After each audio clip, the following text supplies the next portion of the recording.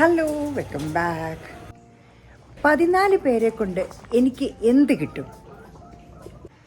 ലാഭങ്ങളുടെ കണക്ക് മാത്രമേ എനിക്ക് ഇതുവരെ സംഭവിച്ചിട്ടുള്ളൂ. നഷ്ടങ്ങളൊന്നും ഇതുവരെ ഉണ്ടായിട്ടില്ല. കോവിഡ് കാലത്ത് ഓഫീസുകൾ അടച്ച് വീടുകളിൽ നമ്മളെല്ലാവരും സ്റ്റക്കായപ്പോൾ അന്ന് മനസ്സിൽ തോന്നിയ ഒരാശയമാണ് ഈ കോഴി വളർത്തൽ. സ്റ്റാർട്ട് ചെയ്യാൻ എളുപ്പമായിരുന്നു, പക്ഷെ മുന്നോട്ട് പോകും തോറും പ്രശ്നങ്ങൾ ഏറി വന്നു. അതിൻ്റെ മെയിനായിട്ടുള്ളത് വേസ്റ്റ് ഡിസ്പോസലായിരുന്നു. അതായത് ഇവരുടെ കോഴി കാഷ്ടം എങ്ങനെ ഡിസ്പോസ് ചെയ്യുന്നുള്ളത്. അങ്ങനെ പ്രോബ്ലംസ് വന്നപ്പോഴും ഞാൻ ഒളിച്ചോടിയില്ല. അതിനെ തരണം ചെയ്യാനായിട്ട് പല മാർഗങ്ങളും ആലോചിച്ചു. അങ്ങനെ അവസാനം വന്നതെന്ന് ബയോഗ്യാസ് പ്ലാന്റ് എന്ന ഈ ഒരു സംരംഭത്തിലാണ്.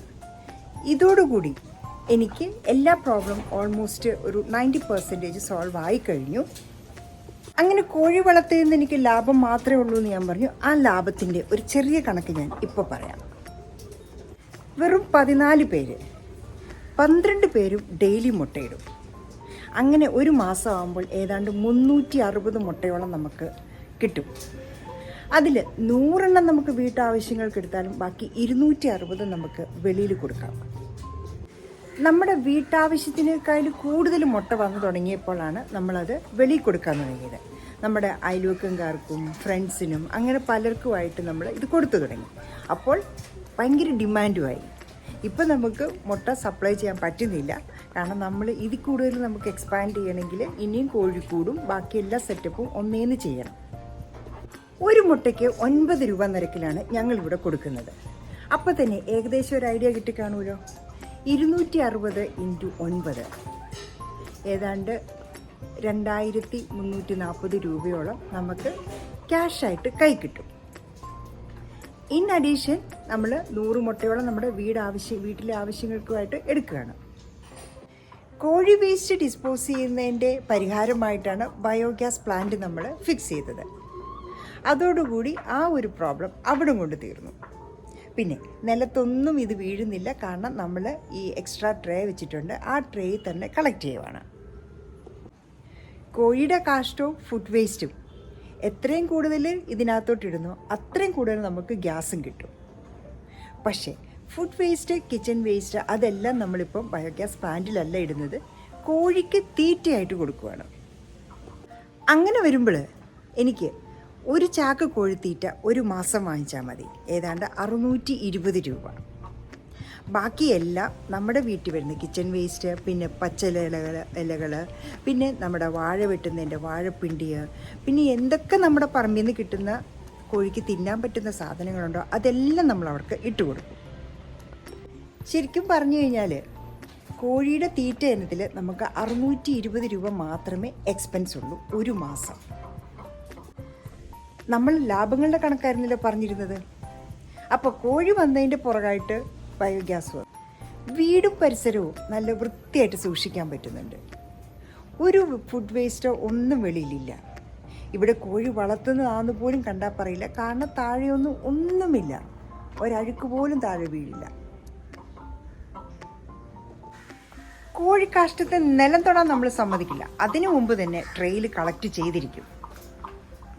എൻ്റെ കോഴിക്കോടിൻ്റെ അടിഭാഗത്ത് ഒരു കോഴിയുടെ കാഷ്ടമോ ഒന്നുമേ ഇല്ല. എല്ലാം നല്ല നീറ്റ് ആൻഡ് ക്ലീനാണ്, നമ്മുടെ മുറ്റം പോലെ തന്നെ. കാരണം ഇത് നമ്മൾ കോഴിയുടെ കാഷ്ടം ഏറിയിൽ നിന്ന് തന്നെ ട്രെയിൽ പിടിച്ചെടുക്കുന്നതുകൊണ്ട് താഴോട്ട് ഇതിന് പോകാൻ യാതൊരു അവസരവും നമ്മൾ കൊടുക്കാറില്ല. ഏറ്റവും വലിയ ബമ്പർ അടിച്ചത് നമ്മുടെ കുക്കിംഗ് ഗ്യാസിലാണ്. 5 വർഷമായിട്ട് ഞങ്ങൾക്ക് ഈ ബയോഗ്യാസ് പ്ലാന്റിൽ നിന്ന് നല്ല രീതിയിൽ കിച്ചണിലേക്ക് കുക്കിംഗ് ഗ്യാസ് കിട്ടുന്നുണ്ട്. ഏതാണ്ട് 1 സിലിണ്ടർ കുക്കിംഗ് ഗ്യാസ് ആയിരുന്നു ഞങ്ങൾക്ക് ഒരു മാസത്തേക്ക്. അതിപ്പോൾ എന്തായി, 2 മാസമായി. ഒരു സിലിണ്ടറിൻ്റെ ഗ്യാസ് തന്നെ നമുക്ക് ഈ ബയോഗ്യാസിൽ നിന്ന് പ്രൊഡക്ഷൻ കിട്ടുന്നുണ്ട്. അതും ഡെയിലി പ്രൊഡ്യൂസ് ചെയ്യുവാണ്. ഒരു സിലിണ്ടർ കുക്കിംഗ് ഗ്യാസിന് 950 റുപ്പീസാണല്ലോ. അപ്പം ഒരു മാസം തന്നെ ഞങ്ങൾക്ക് 950യുടെ പകുതി, അതായത് 475 റുപ്പീസിനുള്ള ഗ്യാസും ഇവിടുന്ന് കിട്ടുന്നുണ്ട്. ഇതെല്ലാം ഈ കോഴികൾ വഴി വരുന്ന സാധനങ്ങൾ മാത്രമാണ്. ഇതിൻ്റെ അവകാശം വേറെ ആർക്കും കൊടുക്കാൻ പറ്റില്ല, നമ്മുടെ കോഴികൾക്ക് മാത്രമുള്ളതാണ്.